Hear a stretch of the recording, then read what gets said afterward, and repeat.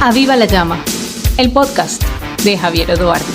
Bienvenidos a un nuevo episodio de Aviva la Llama. Hoy tenemos con nosotros a Alejandro Ospina, un ingeniero de petróleos con más de 27 años de experiencia en la industria energética de Colombia, pero también un líder cristiano comprometido con su fe, su comunidad y su país. Alejandro no solo ha dejado una huella significativa en el sector petrolero, sino que ha logrado integrar su llamado divino, su vocación con su carrera profesional. A través de su liderazgo en diversas organizaciones, su trabajo en el Congreso colombiano y su participación en varios ministerios eclesiásticos han demostrado que la fe y la profesión no están separados, sino que se pueden fusionar para servir a los demás. Estaremos explorando cómo logró este equilibrio, los retos que ha enfrentado en el camino y las lecciones que ha aprendido sobre el liderazgo y la fe. Alejandro, bienvenido a Viva la Llama. Javier, muchas gracias. De verdad que estoy muy feliz de poder estar contigo en este espacio, de poder compartir con todos estos seguidores de Aviva la Llama. No, muchísimas gracias una vez más por el tiempo, Alejandro. Estamos muy contentos de tenerte en medio nuestro. Ahora, Alejandro, ¿por qué no comenzamos esta conversación desde lo más personal? Cuéntanos un poco sobre tu historia, de dónde viene, dónde nació, cómo nace el interés por la industria energética. Cuéntanos un poco. Bueno, pues, Javier, decirte que yo soy un hombre de 52 años, acabo de cumplir 52 años, nací en una ciudad intermedia en Colombia que se llama Ibagué.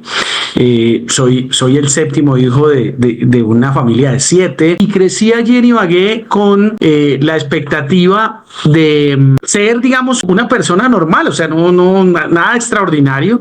La verdad, si te soy honesto, yo creo que termino interesándome por el sector energético más que por unas razones de carácter estratégico o de que fuera demasiado habilidoso para entender la importancia que eso tenía en la sociedad. Fue que me pareció bonito, me pareció interesante esto del petróleo, me parecía que era una carrera atractiva. Muchos de mis compañeros en el colegio quisieran estudiar eso y pues Dios me dio la oportunidad de tener un muy buen puntaje en las pruebas de estado, que son las que lo califican a uno aquí en Colombia para poder ingresar a una universidad pública. Y entonces yo dije, bueno, pues estudiemos esto.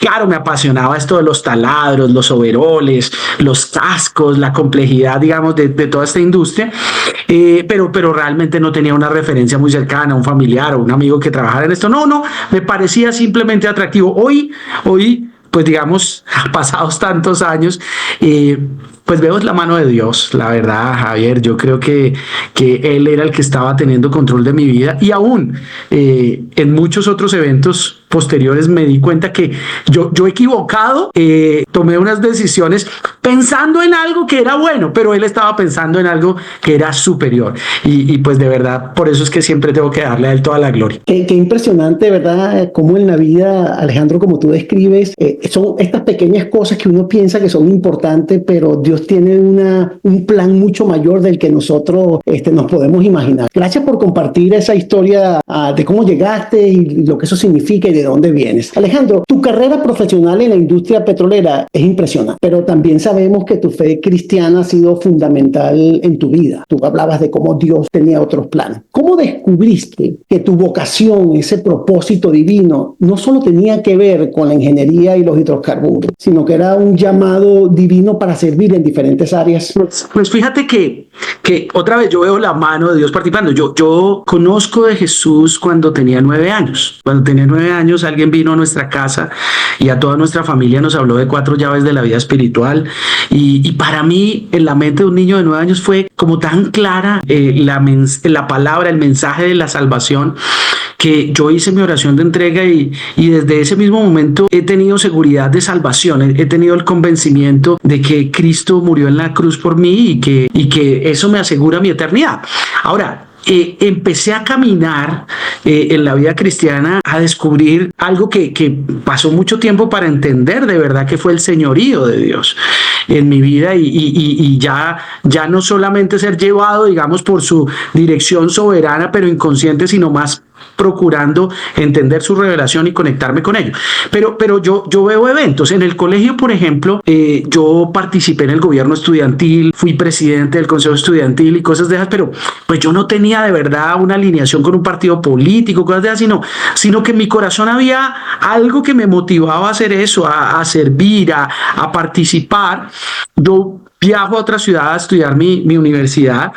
Cuando llego allí, también sin militar en ningún movimiento ni cosas de esas, más por una coyuntura, yo termino invitando a unos compañeros a que participemos en las elecciones del Consejo Estudiantil, que solían estar muy concentradas por un pequeño grupo de muy activistas políticos de la universidad.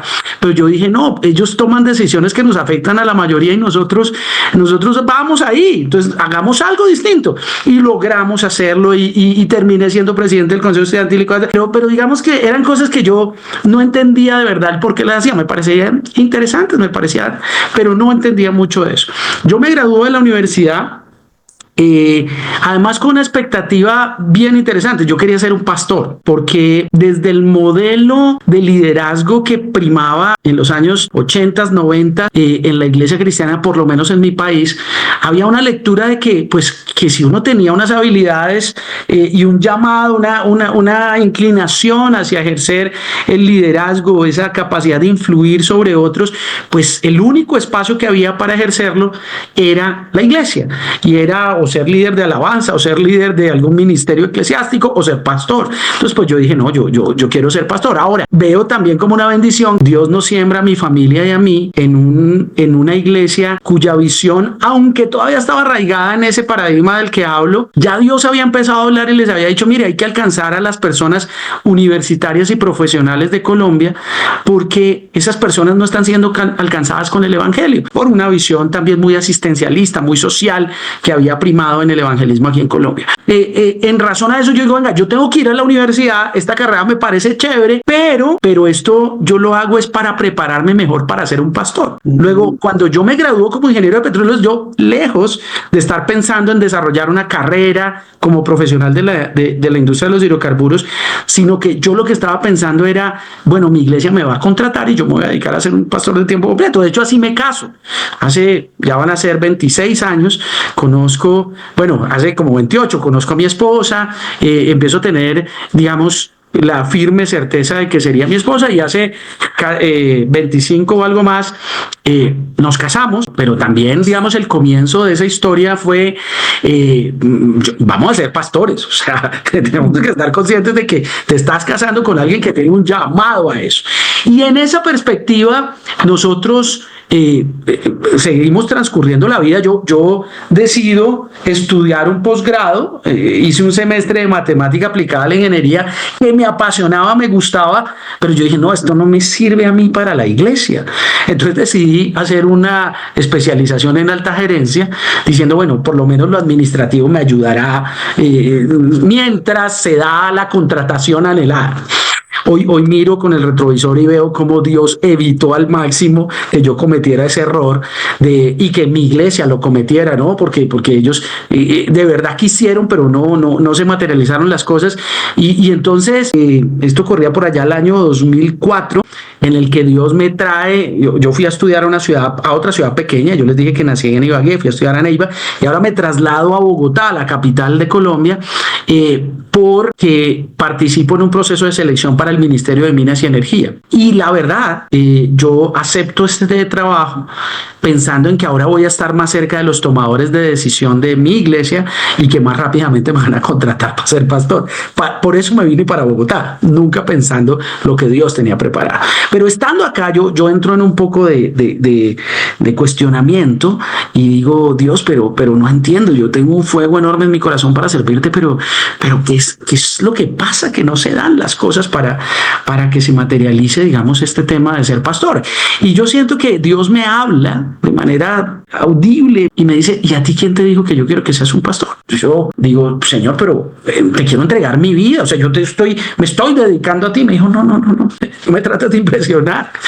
Es que tú nunca me has preguntado, y es más, quiero decirte, yo quiero que des testimonio de mí a personas que no escucharían a un pastor y que fueras a lugares donde las puertas no están abiertas para los pastores. Yo quiero que seas testimonio mío ante gente del gobierno, gente de influencia y bueno, otra vez como el Moisés moderno, yo le digo, no, pero ese sí no soy yo. Es que mira, yo no tengo. Entonces, Dios me dijo, mira, es que de eso se trata, de que te des cuenta que es por mi poder, es para mi gloria y no es por tu mérito. Y a mí me parece que es que tú crees que tú puedes llegar a ser un buen pastor porque tú tienes habilidades para predicar, porque tú puedes dar un buen consejo, porque en el instituto bíblico aprendiste esto y esto y lo otro, pero eso sería humano y yo quiero que tú vivas en lo extraordinario. Una de las cosas cruciales que sucede es que cuando yo tengo esa conversación con el Señor, Dios de inmediato, y fíjate, me recordaste una conversación reciente que tuve contigo fuera de cámaras, el texto también fue el mismo. Señor, pues si eso es lo que tú tienes en mente, ayuda a mi incredulidad porque a mí no me alcanza. Y Dios desde el día siguiente, literalmente, desde ese mismo día, en realidad empezó a darme confirmaciones de eso que me estaba diciendo y empezó a transformar el tema. Una de las primeras cosas que sucede es que recibo la beca para ir a estudiar el seminario de liderazgo avanzado de Haggai en Singapur. Era la primera vez que yo salía de mi país, con eso te cuento todo. Y Dios me lleva al otro lado del mundo y me dice, mira, yo quiero que te des cuenta quién soy yo y de lo que yo puedo hacer, porque es que en qué Dios has creído. Yo soy el dueño de todo. Entonces ahí empieza a mostrarme cuál es el llamado y empieza a irlo revelando y creo que todavía sigue revelando los detalles, pero ya me da una mayor claridad de que sí, de lo que yo estaba llamado era a salir, a poder ser luz del mundo y sal de la tierra, que suele suceder con mayor efectividad fuera de los templos y más sucede en el marketplace, como dicen. Allá es donde realmente nosotros podemos ser instrumentos suyos para que su reino venga y se establezca. En verdad que ha sido una historia increíble de cómo Dios trabaja y cómo Él nos mueve, y muchas veces nuestros pensamientos son tan limitados y uno quiere cosas, pero Dios tiene otros planes, pero cómo cada una de las cosas que Él permite y en tu vida permitió que ocurran iban con una finalidad del plan que Él tenía, ¿no? Como tú bien decías,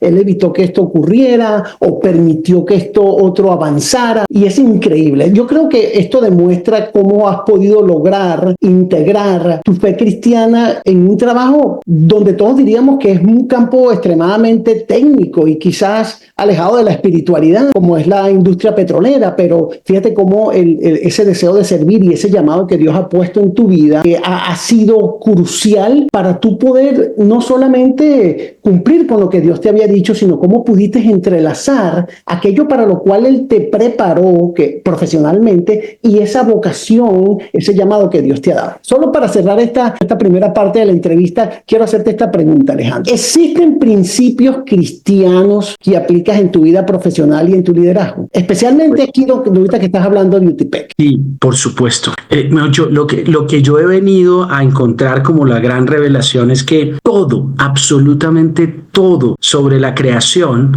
está basado en los principios que están establecidos por Dios y que nos son revelados por la Biblia. Entonces claro, o sea, de cualquier profesión, cualquier actividad, no solamente puede, debería ser ejercida y desarrollada con base en esos principios. Y quizá en la siguiente entrega, a lo mejor tú me vas a sacar un poco más de información de cómo eso se materializa, pero la respuesta inicial es absolutamente sí. Alejandro, me hiciste acordar de el fundador de una tienda que se llama Hobby Lobby, que venden cosas al detalle. Él dijo lo siguiente: el negocio no es solo para hacer dinero, se trata de tener un impacto en la vida de las personas, y como cristianos tenemos la oportunidad de hacer que nuestros negocios reflejen la gloria de Dios. Alejandro, un placer tenerte en Aviva la Llama, así que a todos ustedes nos vemos muy pronto. Y así concluimos esta primera parte de la entrevista con Alejandro Ospina. Gracias por acompañarnos. En el próximo episodio exploraremos cómo su participación en ministerios eclesiásticos han influenciado su liderazgo en la industria energética y cómo equilibra su fe con su carrera profesional. Un episodio lleno de inspiración y valiosas lecciones de liderazgo. No olvides suscribirte al podcast y seguirme en Instagram, @Javier Odoar.